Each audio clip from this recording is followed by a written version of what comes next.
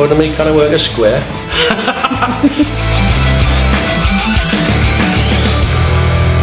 So that fits a treat.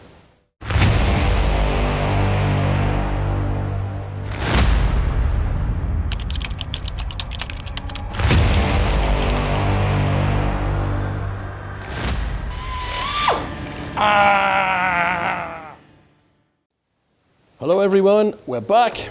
We've got back to full strength, the crew's back in, and we've hit the ground running. No messing around. We've got the processes down. We're starting to build stuff, rinse and repeat. If you've just tuned in, we've spent 3 months in the cold trying to work out how to repair smashed honeycomb aluminium panels on our RS200 chassis. And now we've got it. We knock out the dead core. Knock it out with a chisel is what the man from the honeycomb aluminium manufacturer said. So we can knock it out with a chisel. Once it's knocked out with a chisel, we're then putting a little bit of heat on the outside of the part where we've just knocked the core out, because the glue that used to hold it lets go at a fairly low temperature, which is handy. And it's also very controllable, so you can melt the glue right up to the edge of the good honeycomb without hurting the good honeycomb, which was always a concern, but it turned out not to be. Then we're cleaning the inside of where the glue was, getting the last of the glue off with a little finger sander to get that back to shiny metal. And then it's being degreased. Degreasing is interesting in here because degreasing, I've always found the best answer is hot soapy water. Acetone, isopropyl, this is, people recommend this. Personally, I don't like it. Acetone or isopropyl, yes, it'll lift grease, but then it'll flash off and just put the grease back where you found it. Water won't flash off in the same way. If you get your grease lifted into hot soapy water, you've then got to dry the water off to see where you're going. Whereas your acetone, you just disappear and put the grease back. From there, we're putting a coat of etch prime on, single coat etch, which eats through any oxide layer and grips the metal. And then it gets the little teeny heater on just to cure all of that. And from there, it's a case of cut the pieces of core that we need, etch prime the edges, shape them into place, mix up the King's resin, apply the glue, put the cores in, clamp it up, put the heater on, leave it. And we tried that on the back corner. That worked splendidly well. We've done a little bit more at along the edge, along in the back where we're playing, where we're not playing as such, where we're experimenting, so all the problems are in one place if we cause any. So we've done a bit there. And then we decided what we must do is get the A-pillar off again. We weren't sure how wibbly this thing would be, minus its A-pillars. That's why we stiffened it up. But we decided we must get the A-pillar off again, so we could look at recoring the very front edge of the sill. So down we got with the spanners and took that off. John's back. John's back. It's still poorly, but he's still back. What are we doing, John? We're going to take this A-pillar off. I don't know if I'll be able to hear you there because the heater's making noise. The heater's making noise because I'm poorly. Take two. What are you doing, John? We're going to take the A-pillar off. That. Which will make it all wibbly wobbly, but just hopefully stop doing that. I'll put these bars across the centre structure to hold it in place. Yeah, we're all snapped pin. Snapped pin. Off rolling it. When we turned it the wrong way up. Never thought of that, did we? No. Okay. Ow. Hey, one A-pillar back off again. Oh, I'll have to get on and finish that now. So the purpose of having that A-pillar off again, and all this steel work and clamps and all of this lot, is because now we're getting the hang of replacing the core. This munchety crunchety bit here is going to get dug out and prepped. All new core in there to make that super duper strong. That's been stuffed in through abuse and crash, and it's got a big horrible noggin of glue in the end, and we need to get this somewhere near. See, I'm not scared of it now. It's a bit wibbly with the A-pillar out, but we need to get this so we can put new core in it. Is it just me, or is it quite satisfying digging that out of there? It's satisfying. Now we know how to repair it. Yeah. Before we knew how to repair it, it would have been terrifying. Throw a bit of light on the situation. Ugh. Been there a long time, that. 40 years. Little bit of heat.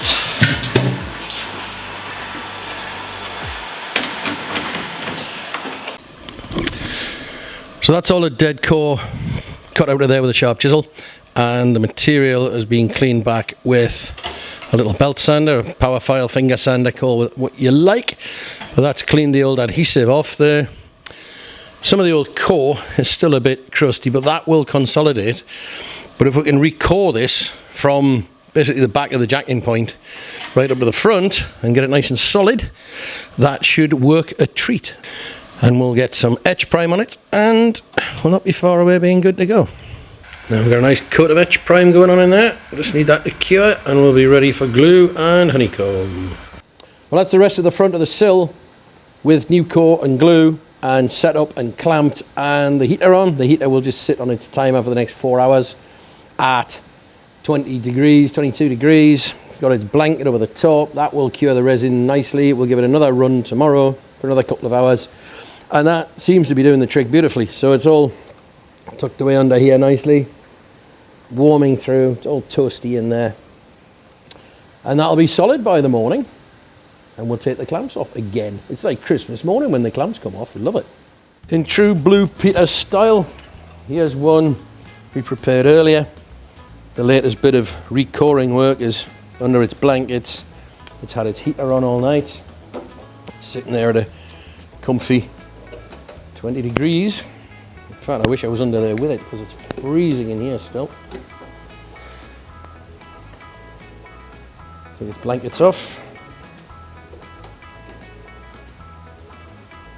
There we have it. That's lovely and warm. That's like when you get your pyjamas on the radiator when you're small.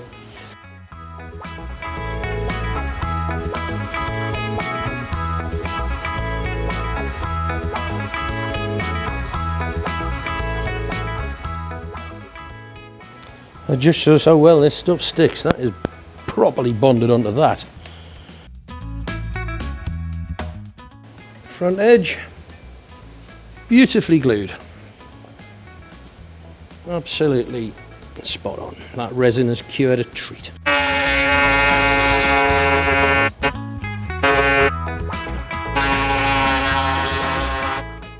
Now you've probably noticed that this recoring and gluing has turned out extremely well, and it's just being nicely trimmed in and it looks the business. But you probably also noticed the fact there's no footage of the core going in or the glue going on.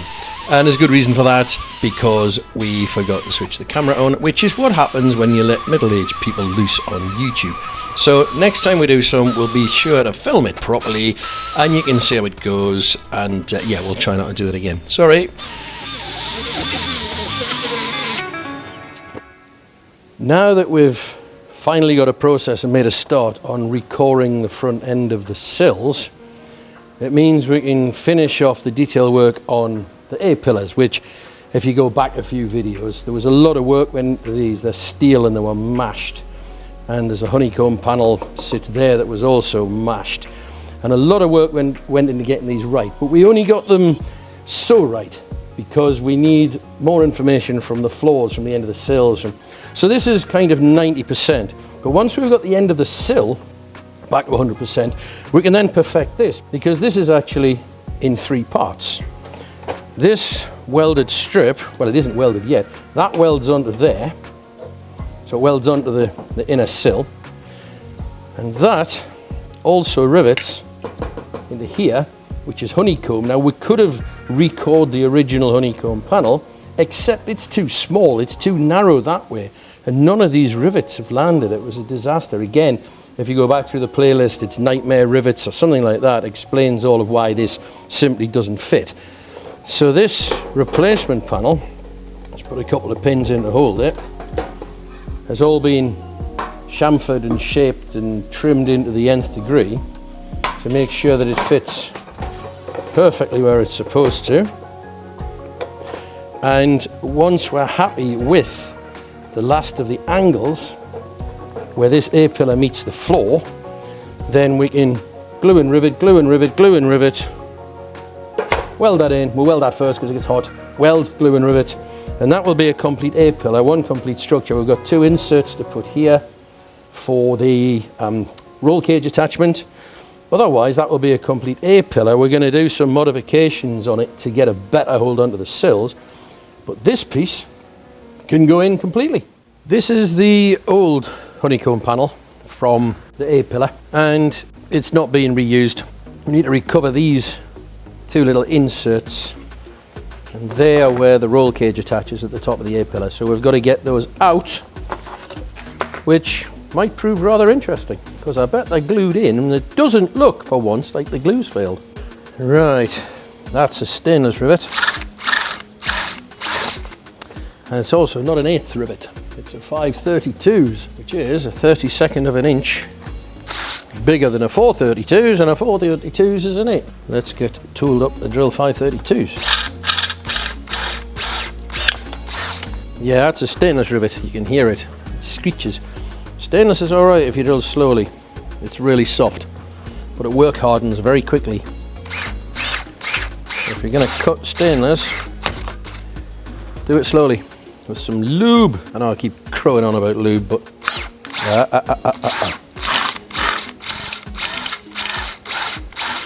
yeah, you get that peculiar kind of metallic screech with stainless, and if you're not careful and you drill too fast, you'll work harden the top of the rivet, blunt the drill, the rivet will spin, and then it's a terrible job to get it out. See, I've overcooked that one. Nice and slow, that's how it should go. That one got too hot, work hardened it. Everything I said not to do, I did it on that one. Now to see if it's going to come loose.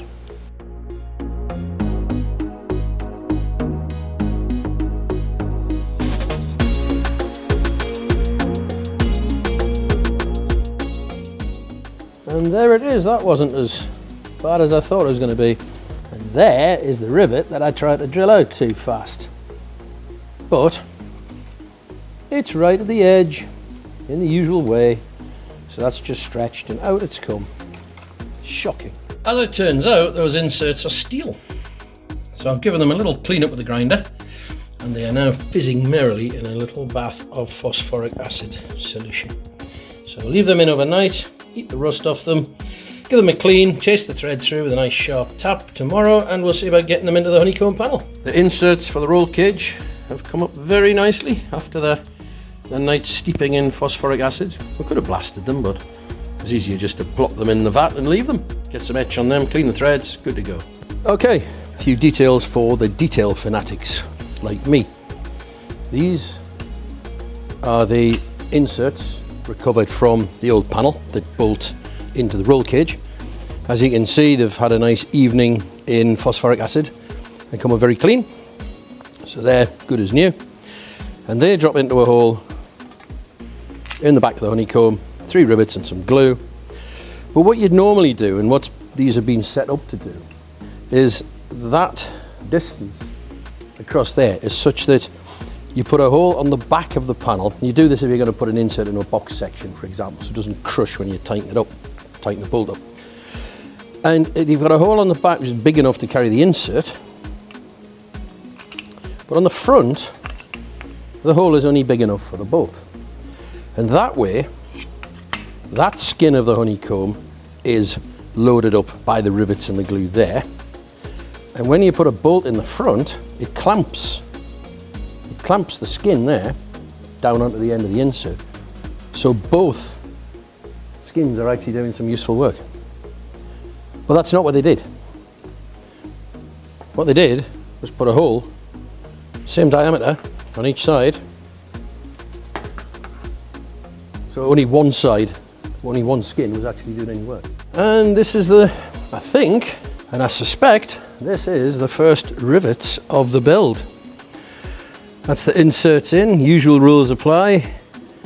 Cleaned, etched, degreased, resin on, rivets in. These are 532 closed stem, low profile stainless rivets, and you'd be glad to know they're made by Pop. Oh yes, that's not going anywhere at all.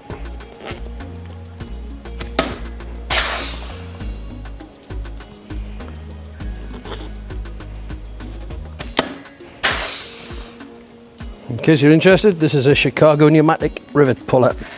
Very powerful.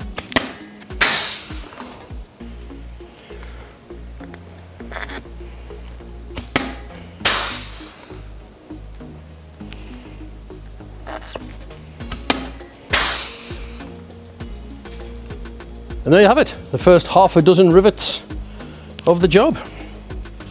Splendid. And here is another little detail.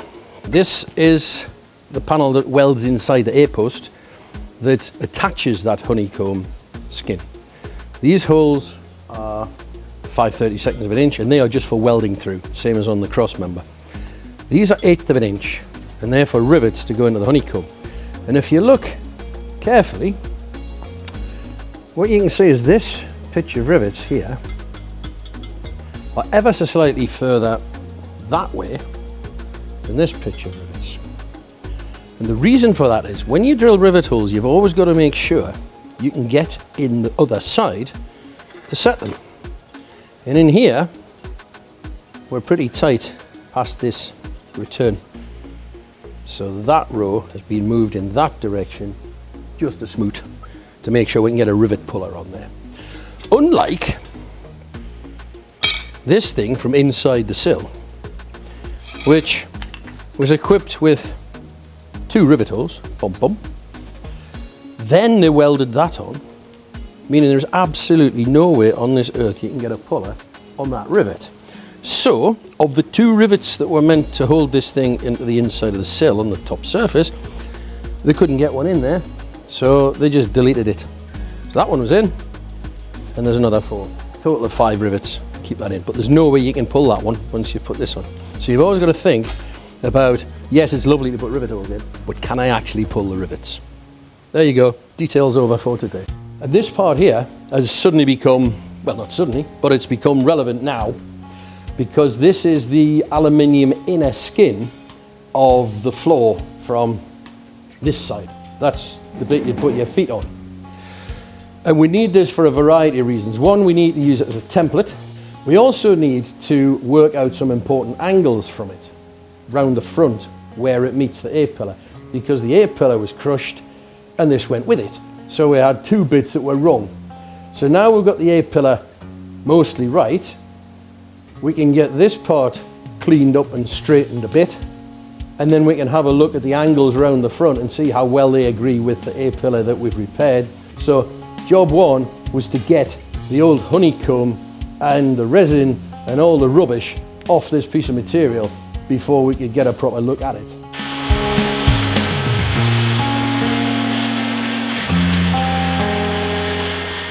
Well, that was one of the most horrible, filthy, dirty jobs I've ever had to do. We've now refitted the A-post in its evolved form, so it now includes its new honeycomb panel, the steelwork that mounts that panel, the inner joining plate that connects the newly repaired sill to the A-post, which fits beautifully. It's pinned on the outside, just to make sure it all lines up, which it does. The bolts for the roll cage are all in, all 4 of them, including the 2 that go into the insert through the honeycomb, and everything has just fallen together beautifully. The final test will be when we put the floor on. If everything lines up with the repaired floor section, well, the skin that came off the dead one at least. If all of that works, I would say we're there. Let's give it a try. And there's the final proof. The floor fits. All right, it's a bit crusty, but the tabs all fit in the slots and all the edges line up. It fits around the A-pillar, it fits along the cross member.